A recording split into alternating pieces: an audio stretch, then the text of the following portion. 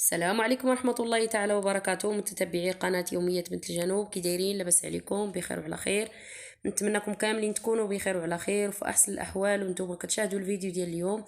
نبداو بالصلاة على النبي. اللهم صل وسلم وبارك على سيدنا محمد وعلى اله واصحابه اجمعين.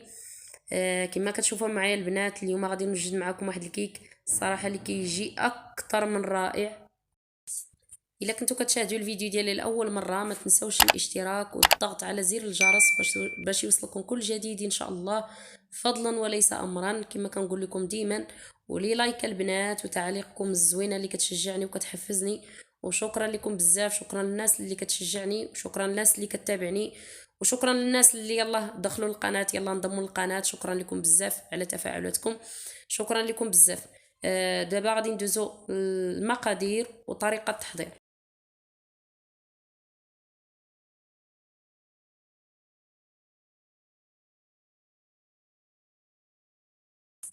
بسم الله على بركة الله. هنايا نبداو بالطريقة والمقادير وطريقة التحضير. بسم الله. هنايا عندي 4 البيضات. البيضة البنات نسيتو، جبدتو في اخر لحظة، جبدتو من الثلاجة، نسيتو ما خرجتوش.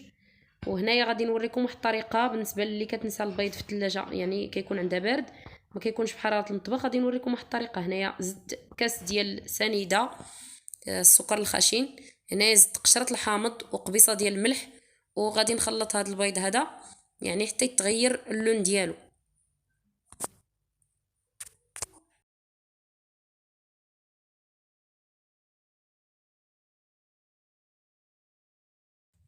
هنايا كما كتشوفوا البنات، هاد الطريقه هذه اللي كندير انا، يعني كندير المقله كندير فيها الماء حتى كيكون سخون، يعني كنشعل عليها حتى كيكون داك الماء سخون، مقله ولا كاسرونه ولا اللي بغيتو، المهم كيكون داك الماء سخون.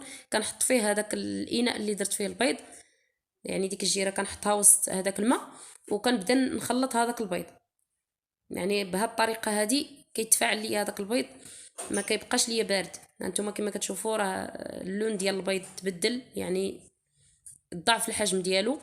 وهنايا غنزيد كاس ديال الزيت، كاس لاروب ديال الزيت، يعني ماشي كاس عامر، كاس لاروب. والكيسان كاس العنبه هذا باش عبرت. كندير كاس لاروب ديال الزيت، كنديرو تدريجيا، ما كنديروش دفعه واحده، يعني كنديرو تدريجيا كما كنديرو المايونيز. هنايا غادي نخلط مزيان.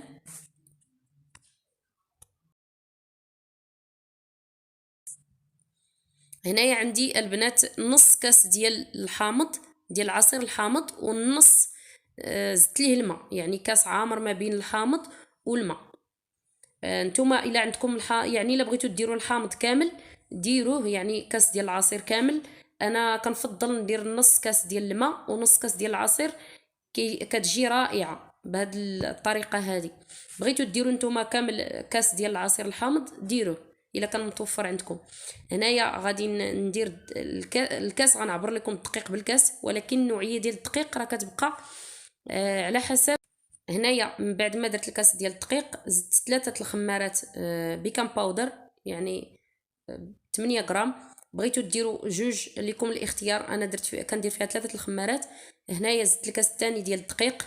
الكيسان البنات كنعمرهم بالمعلقه، الكاس ديال العنبه كنعمرو بالمعلقه، يعني ما كنعمروش هكا من سميتو، والدقيق كيكون مغربل من قبل.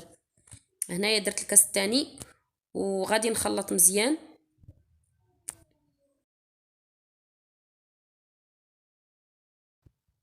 هنايا كما كتشوفوا معايا غادي نزيد الكاس الثالث، الكاس الثالث ديال الدقيق غادي نزيدو حتى هو يعني تدريجيا.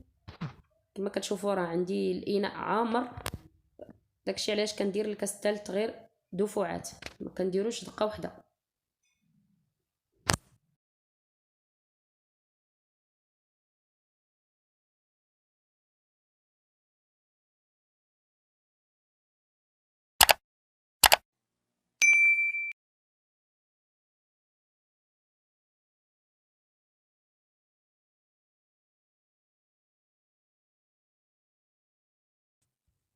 هنايا كما كتشوفوا معايا غادي نزيد الكاس الرابع، ولكن ما غاديش نزيدو دقه واحده، يعني غنزيدو دفعات شويه بشويه. راه كما قلت لكم الدقيق كيبقى على حسب النوع ديال الدقيق اللي عندكم. ما ديروش دقيق دفعه واحده. يمكن تاخذ لكم غير 3 الكيسان ونص ولا 3 الكيسان، يعني الدقيق ديما ديروا 2 كيسان الاولين، والثالث ديروه شويه بشويه. ولا بانت لكم الكيكه خفيفه زيدوا الرابع تدريجيا، يعني شويه بشويه. انا بانت لي مازال خفيفه، زدت الرابع يعني تدريجيا. انتما كما كتشوفوا الخليط ديالي يعني هي راه كتجي ما ثقيله ما خفيفه.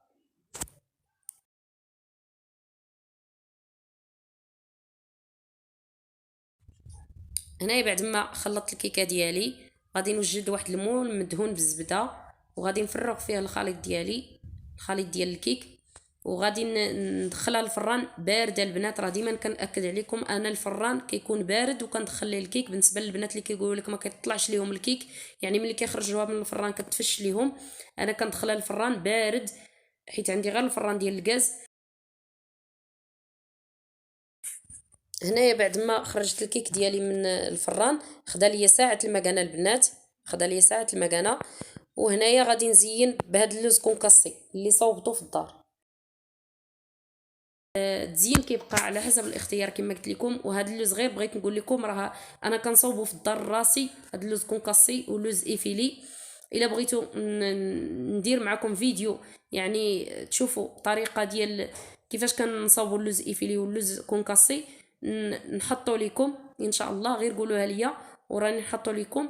وكنتمنى يعجبكم الفيديو، وإلا عجبكم ما تبخلوش عليا بلايك والاشتراك والضغط على زر الجرس باش يوصلكم كل جديد ان شاء الله، فضلا وليس امرا. ولايك البنات، شجعوني بلي لايك ديالكم باش نزيد نعطي ونزيدوا يعني دوك لي لايك هما اللي كيشجعونا الصراحه وكيزيدوا بينا للقدام. شكرا لكم بزاف. هنايا كما كتشوفوا انتم كتشوفوا الكيك ما شاء الله كيجي رائع رائع، وفي المذاق البنات كيجي اكثر من رائع. انا كيعجبني الحامض، الليمون الحامض الصراحه كيعجبني، كيحمقني وكيحمقني في المذاق ديالو في الكيك. كما قلت لكم كنتمنى تعجبكم الوصفه ديال اليوم ويعجبكم الفيديو. والسلام عليكم ورحمه الله تعالى وبركاته، حتى الفيديو جديد ان شاء الله وحاجه جديده. اللهم صل وسلم وبارك على سيدنا محمد وعلى اله واصحابه اجمعين.